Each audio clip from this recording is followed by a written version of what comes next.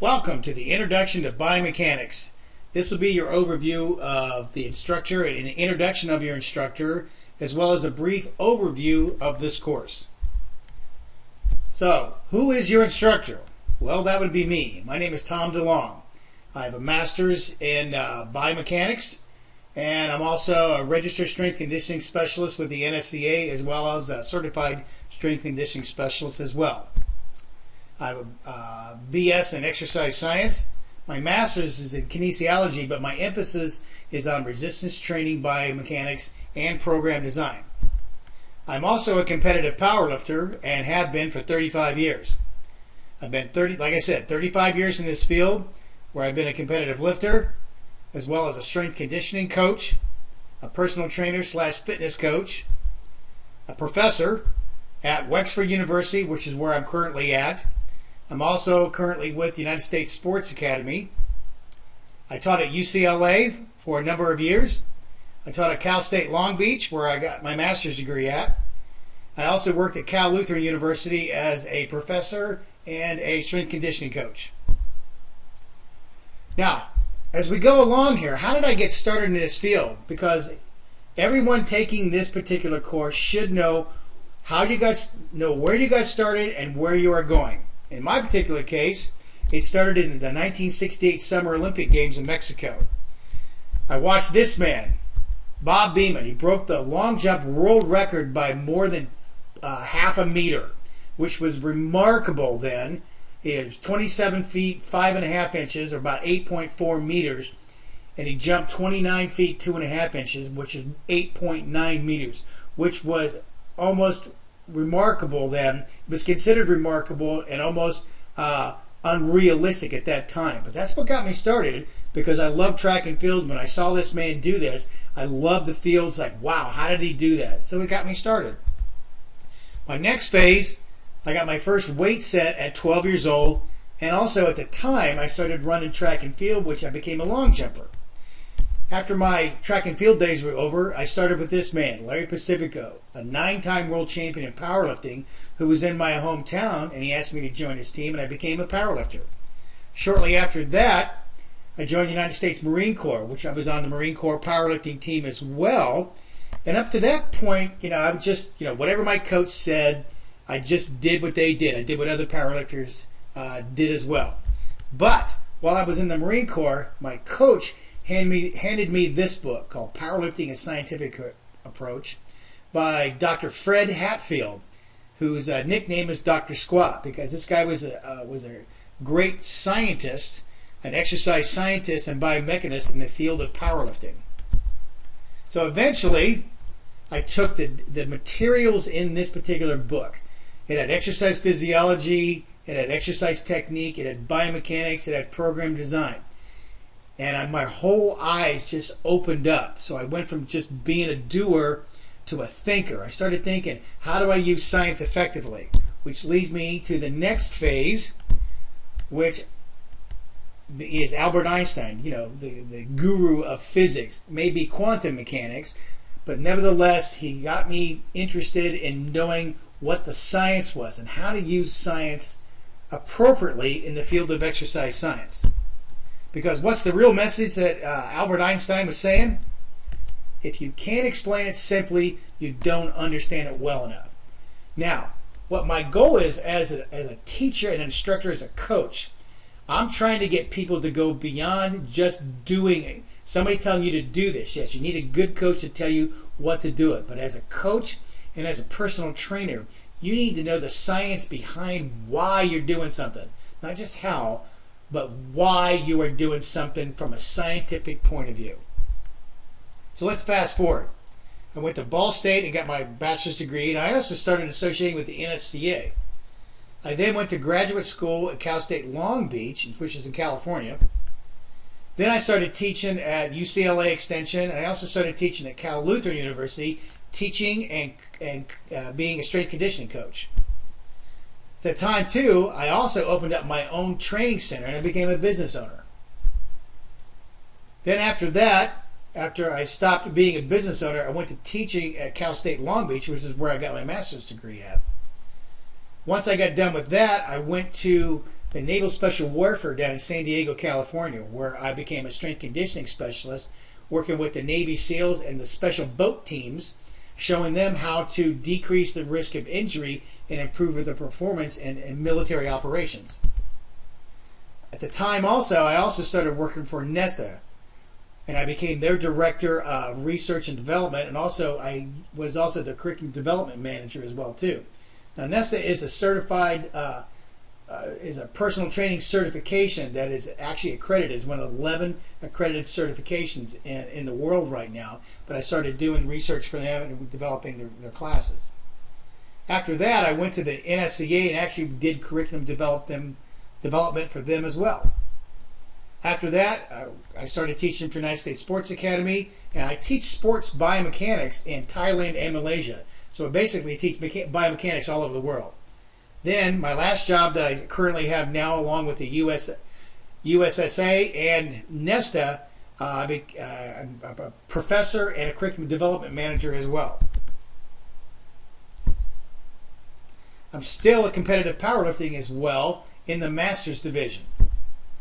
So, taking all this into consideration, one of the things that I really believe is important is if you are any kind of athlete or you work out yourself too, one of my biggest things that I tell my students is if you know how to do this yourself, then you're going to be able to teach it better. However, if you're going to teach it, you need to know the science behind it as well. So my role as your instructor in this particular course is teach the importance and necessity of biomechanics. You also need to. I'm also going to teach you the difference between biomechanics and kinesiology, but how they're also intimately related. I'm also going to teach the qualitative approach to using biomechanical concepts effectively. Now, if you look at quantitative versus qualitative, quantitative use the math. It's all numerical. You actually are going to measure specific types of things and come up with a numerical answer to it. Yes, I know most people really don't like using the mathematical part of it, but sometimes it is a necessity. But we're going to use the qualitative approach, which means you're going to visually analyze people's movements and tell them this is right, this is wrong, it's good or bad, and how can you adjust it accordingly based on the needs of that particular person. Now let's take this food for thought. Conducting a qualitative biomechanic analysis requires you as the coach or trainer to use all the materials that you have learned not only in this course but also in preceding courses as well, relating to structure and function, how the body's put together and how it functions, but not in a haphazard way. You just can't say, okay, this is how to do it, so go ahead and do it. You have to know how the body works and how it functions. So in this particular case, we're going to use structure and function, anatomy and physiology, how the body works. Then you're going to use linear and angular kinetics and kinematics to be able to analyze these movements. And all that is linear and angular forces. Straight line movements versus angular movements, and what forces are going to affect those particular movements. And we're going to look at that. We're going to look at internal and external forces. External forces are anything outside the body. Internal forces are the muscles actually pulling on the bones to cause movement. So if you look at this, let's look at biomechanics. It splits into two different divisions.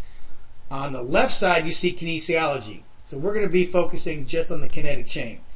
We got the muscular system, skeletal system, and the nervous system, which is basically anatomy and physiology.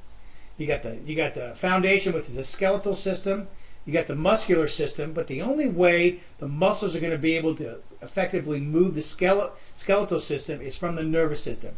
Your brain and your central nervous system, along with peripheral nervous system, to send signals to these muscles to cause movement. On the other side is physics. This is rigid body mechanics. And that's going to be divided into statics and dynamics. And dynamics is made up of kinematics, which is describing motion and any kind of motion independent of the forces.